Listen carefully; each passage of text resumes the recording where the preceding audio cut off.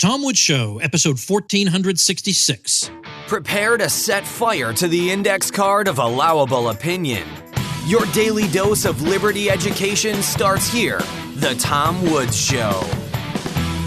Folks, this episode is brought to you by Policy Genius. No matter how much or how little you know about life insurance, you can find the right policy in minutes at policygenius.com. Hey everybody, Tom Woods here. Brion McClanahan Week continues. Brion is a historian, the author of many books, including The Founding Fathers' Guide to the Constitution and numerous others. He holds a PhD from the University of South Carolina. He's the host of The Brion McClanahan Show. BrionMcClanahan.com is the website. That's Brion, B-R-I-O-N, BrionMcClanahan.com. You want to check out the stuff that he's doing. Today I thought we would talk about the tagline of his podcast, which is Think Locally and Act Locally. So what does that mean, and how do we do that, and how is that a defensible thing to say? Brion, welcome back. Thanks for having me, Tom. Appreciate it. The tagline of your podcast is Think Locally, Act Locally. And that is just going to horrify a lot of people. Because, of course, we all know it's think globally, act locally. So you're supposed to be thinking about big ideas and implementing them in your own backyard, that sort of thing. All right. Well, that does sound pretty sensible to a lot of people because we have some global problems, some problems that have global scope. And if everybody's thinking only of his backyard, he's not thinking about the effects he's having on the whole world, let's say. So you obviously know what the criticisms of what you're saying would be. Mm-hmm. So what's your fundamental gut level defense of that tagline? Well, yeah, so we're all taught, and I remember getting this, and I'm sure you did in school, from all the environmentalists. We need to think about the plastic that's running up on islands over in the Pacific there. We got to think about poverty in India. So what can we do to end poverty in India or poverty in Africa today in your hometown? And that's what we should be doing. So it's more of a look at world geopolitical climate, not just the United States. And I think that's one of the, first of all, it's this international, kind of one government Star Trek kind of thing, right? We're just going to have the United Federation of People, and we're all going to run around in one government.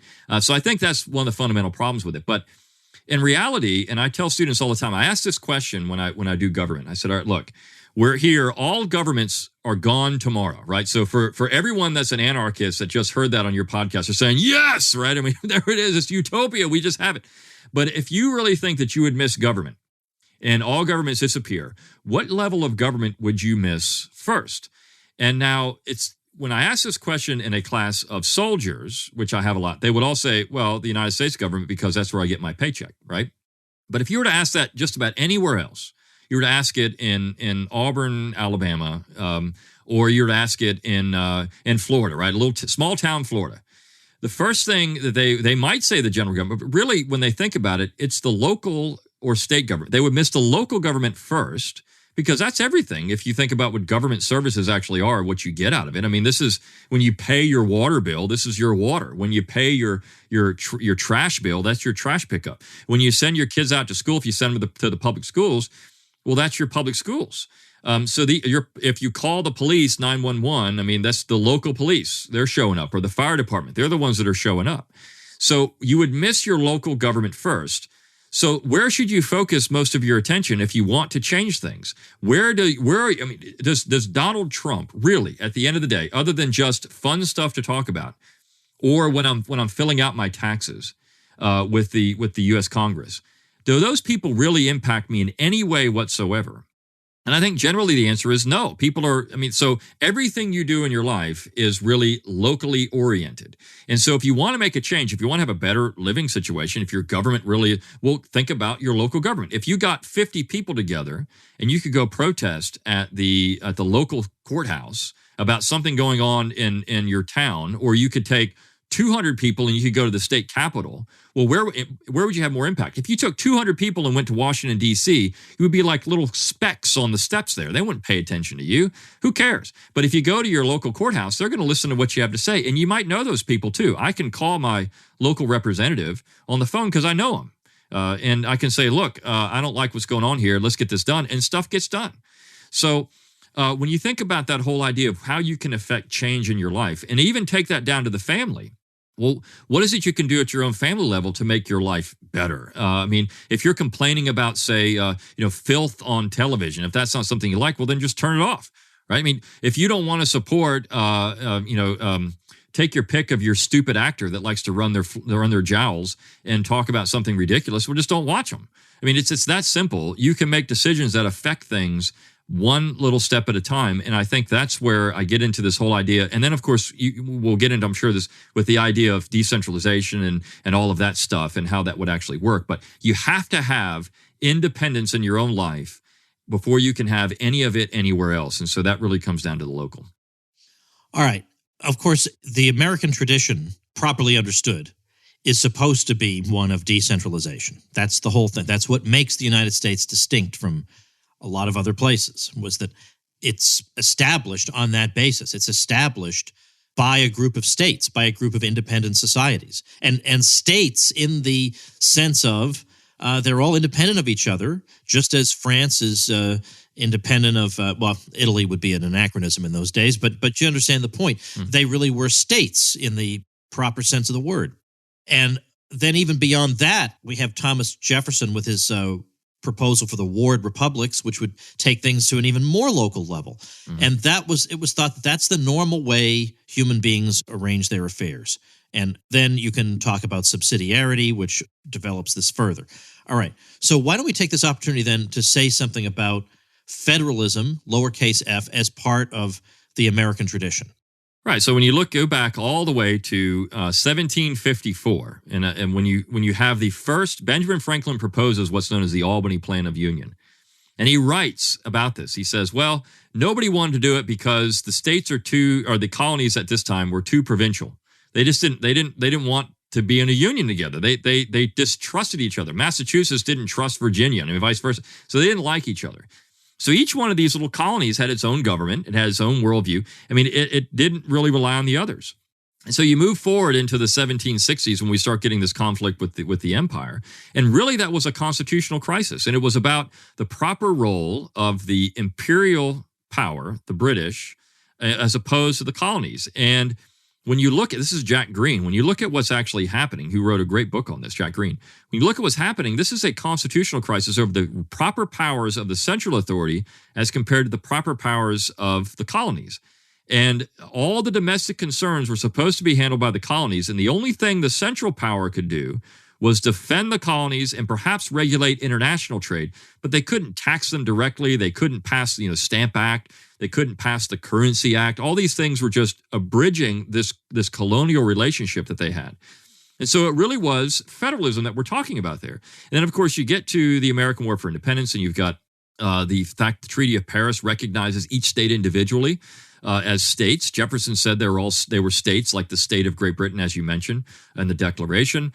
So that was the idea. Now, James Wilson, who is funny, of Pennsylvania, said that's not true. The Union predated the states. We all know this is just hogwash. I mean, that wasn't the case.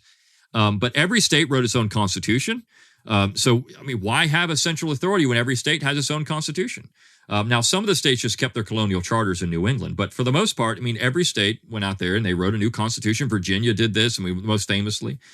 So that's important to understand, that we have this structure that's very decentralized from there. Of course, the Articles of Confederation, the first governing document for the United States, recognizes each state in a sovereign and independent character. I mean, it's spelled out.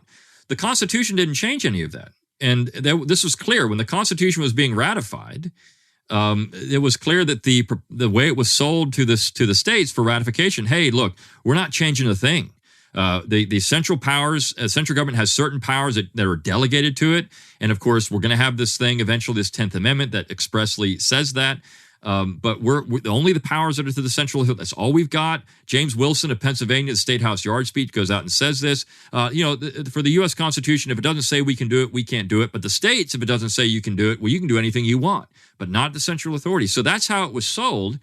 And of course, we know how it was abused. But that whole principle of federalism really defined the American experience up till the ratification of the Constitution. And then, of course, it was eroded over time. But I don't think you can get anything out of early American history but this principle of decentralization. And remember, in less than 5 years after the Constitution has been ratified, Rufus King and Oliver Ellsworth, both of New England, corner John Taylor of Caroline in the Senate and say, hey, look, this thing isn't working. Let's get out. We should secede.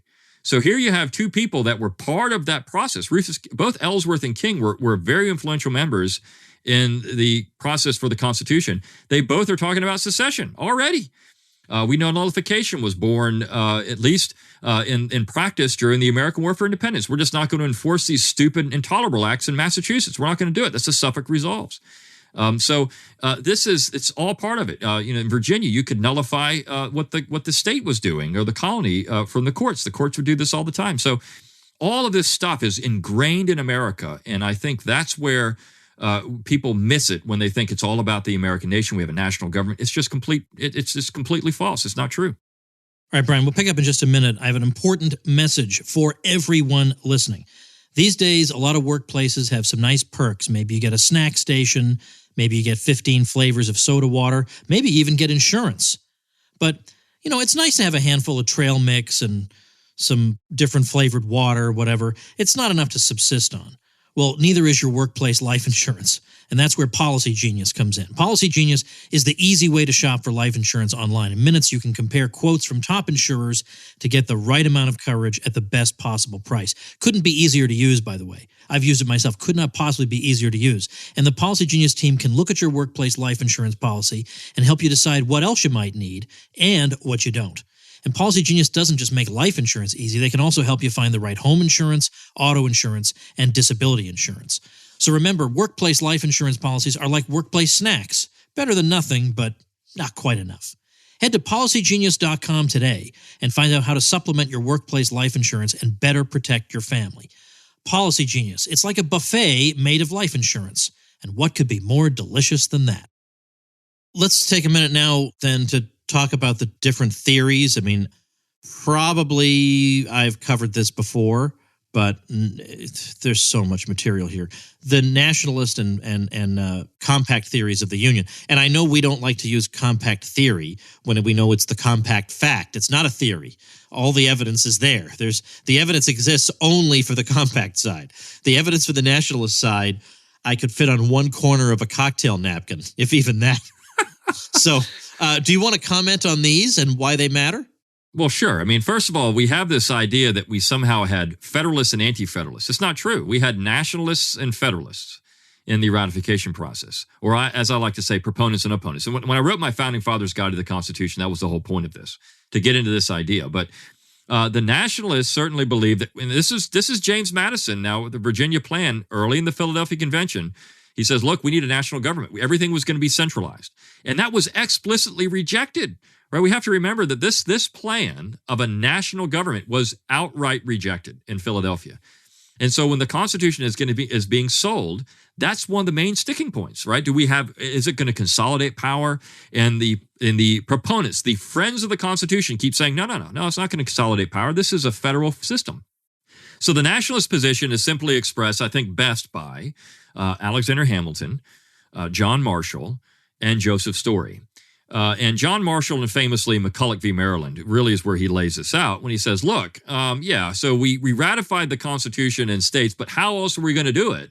There was no other way to do it. So the people ratified it, but they had to do it in the states because this is the only place they could have these conventions. Well, is that true? I mean, did they not just call a Philadelphia convention where all the states met? Could they not have done the same exact thing and had one big convention, a national convention where they could have ratified it?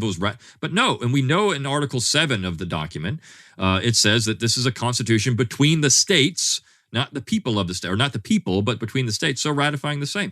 All the evidence is there, but Marshall is coming up with this ingenious way to defend nationalism, and that becomes codified in that decision. And then Joseph Story is going to defend it incessantly in his commentaries on the Constitution. And of course, every lawyer in the 19th century read this thing. Every judge read it. And even to this day, you have at the Heritage Foundation, I think the Joseph Story lectures. I mean, Joseph Story is considered to be an originalist. And here's a guy saying we have one people. We just have one people. We're all the American people. We're just one mass of people. And this is where, people like Abel Upshur and John Taylor would say, this is just bunk. There's nothing to it. You can't make that claim based on the evidence. So the nationalists are building all of this on a house of cards. And then James Wilson famously writes his own Declaration of Independence. I don't know if you remember, this is a big deal. A copy of the Declaration had been found over in England. And it was the James Wilson version of it, the broadside. And what he did is he removed all the states from the signers. So it just looked like all these people signed. And then they didn't sign by state. He takes out the fact that, of course, voting for the Declaration was by state, not by individual. He conveniently leaves that out. But I mean, you just have all these people signing it. It's all the work of the people. The colonies, the Union predated the states because it says these united colonies are and have right off to be. But it's simply just the history doesn't work. But James Wilson was trying to fabricate this. It's 18th century fake news. It's what it was. So all the side of the nationalists, as you said, can be fit in a very convenient argument. We have one people, and that's it, because the people created the Constitution, not the states, and it's just simply not true. Why does this matter? What difference does it make? I bet there'd be some people who think this is just arguing about nothing. Why does it matter which one of these is right? Well, it still matters today because of the influence of nationalism in federal policy, right? And I mentioned this yesterday, but when you have a system where you have one size fits all, and let's say again, I mean, you can be on the right or the left. It doesn't matter. We'll say we're rabid leftists, right? We hate Donald. I mean, we have Trump derangement syndrome bad. We just everything that guy does. The guy's been colluding with Russia. The guy has been out there. I mean, he's the orange man. He's favoring all these evil people with unacceptable ideas. I mean, this is a guy that just is despicable. So we got to get rid of him. And to boot, he's passing legislation that we don't like. He's signing stuff we don't. But I mean, of course, side note, how many things did the Republicans actually do when they controlled the Congress and the presidency? Virtually nothing. But anyways, so he's doing all these things we don't like, and we got to get rid of him. Why are they so angry about that? Because we have all this focal point, a laser beam focus on the executive branch and the central authority. If we had real federalism, Donald Trump wouldn't matter. So if you're a leftist, Donald Trump would be the last thing on your mind. You could have your little socialist utopia in California or Vermont. I mean, you could be wearing your Birkenstocks in Vermont every day, listening to Fish, and using your patchouli oil, whatever you're doing up there in Vermont, and you could have the best green utopia you want. Or out in California, I mean, you could have the sanctuary state of the world. You can invite every immigrant of the world into California, and you could all have them live there, and it wouldn't matter. Trump couldn't affect you. On the other hand, if you're on the right and you've got Alexandria Ocasio-Cortez and she's promoting this Green New Deal and all this stupid stuff that she does, that wouldn't even be on your radar because the Congress couldn't do these things, right? It'd just be simple. I mean, the states would do all that stuff. Congress couldn't do any of these things. So what would it matter? I would be free in my state of Alabama to not worry about the Green New Deal. You could be free in Florida or Kansas or Montana, wherever you are, that you wouldn't have to worry about Alexandria Ocasio-Cortez. And wouldn't that make for a much more peaceful political environment? I mean, who would really care who's president at that point? The president's powers would be circumscribed. They wouldn't have the power of the pen to do whatever they want. This would be fantastic. And I think that's where this idea of nationalism versus federalism works in the 21st century. It's why this debate still matters going all the way back to the founding periods. Why I wrote How Alexander Hamilton Screwed Up America, because it's important to point the direction. Where did it start? Where did the blueprint begin? And then how did we get to where we are today, which is disastrous for real effective government or real effective federalism and lack of conflict, political conflict in America. Now, here's the natural objection, which is that sometimes there are bad things that go on at the local level. And so it's good to have a higher level that can intervene and put a stop to that. And so what you are advocating is a system that may sound attractive in the abstract, but in the way it's really lived can perpetuate various forms of local oppression. Mm-hmm. Well, I mean, that's true. Look, all government has the potential for oppression. It doesn't matter what level you're talking about. But at the end of the day, the local governments would more accurately reflect the political culture of the area than say, I mean, look, would somebody, and again, we're going to use, because you're from Massachusetts and growing up, so you're in Massachusetts. Can you imagine all of your friends, you're sitting around in high school and you're debating the policies, should the Alabama legislature be able to legislate for Boston, Massachusetts? I mean, those hayseeds down there, they don't believe in a lottery. They don't believe in. I mean, they've got some really restrictive policies on social issues, whatever it is. Would you want to be debating if that would happen, or would you like a government that reflects the political culture of Massachusetts? And you can say, well, it's going to be repressive, but that's repressive from the outside in. The Puritans consider their government to be oppressive. If you're in that culture, they certainly didn't. It was just part of their society. So I think that's where you get into that. I mean, this is from the outside looking in. It's other people saying, well, that government's oppressive, so then don't live there. And not just that, when you look at the state constitutions, they all have protections on these things now. Every state constitution has a Bill of Rights. Now, some are different than others, but you can always appeal to your state constitution. And I think that's, we've gotten to the point in society where we don't have the same type of views that we did, say, 200 years ago, and thankfully so, on things that would be problematic to civil liberties. So I would say that today that wouldn't be an issue as much as it might have been, a couple hundred years ago. One of the benefits, let's say, I'm not sure that's the right word, of this way of thinking is that it lets people feel like they have some measure of control over their lives. That is to say, if I were to say to you, go out and change the education system in America, you wouldn't even know where to begin, and it's impossible. How would you do that? But if you could make some improvement in your local community, and that were your goal, you would think that was at least plausible. And so the idea of acting locally and thinking in terms of your local environment makes you less discouraged, because you can actually see real effects of your activity. That's exactly right. I mean, think about what you got. Well, take two issues that are hot button topics often: education and healthcare. Right? People talk about this all the time, and you look at the Democrat debate. They're talking about how much can they actually give away to people in healthcare.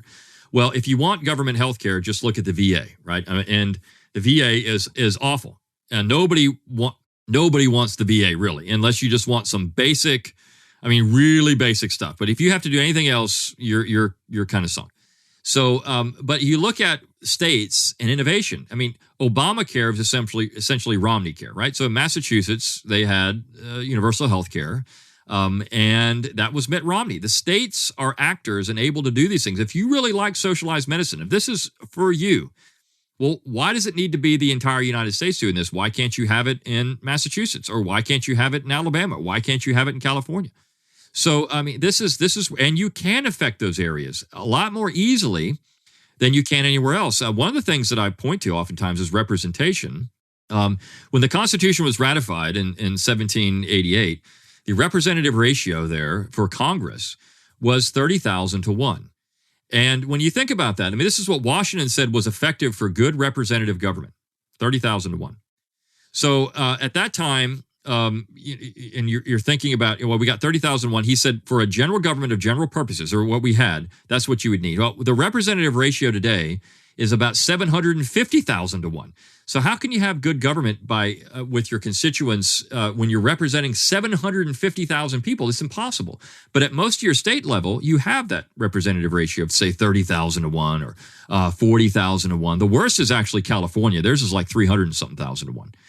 But in some places in New England, I think it's in New Hampshire, some areas it's like 5,000 to 1 for your representative ratio. That's great. And that's at the state level, not just your local level. That's at the state level. So when you really want to affect change, you can get healthcare, maybe some healthcare reforms in your area through your state legislature. Education. Well, if you don't like the education system, either get elected to the local school board, which is highly possible. All you got to do is just put your shoes on and go canvass, and you could probably get elected if you had a good enough vision in your community.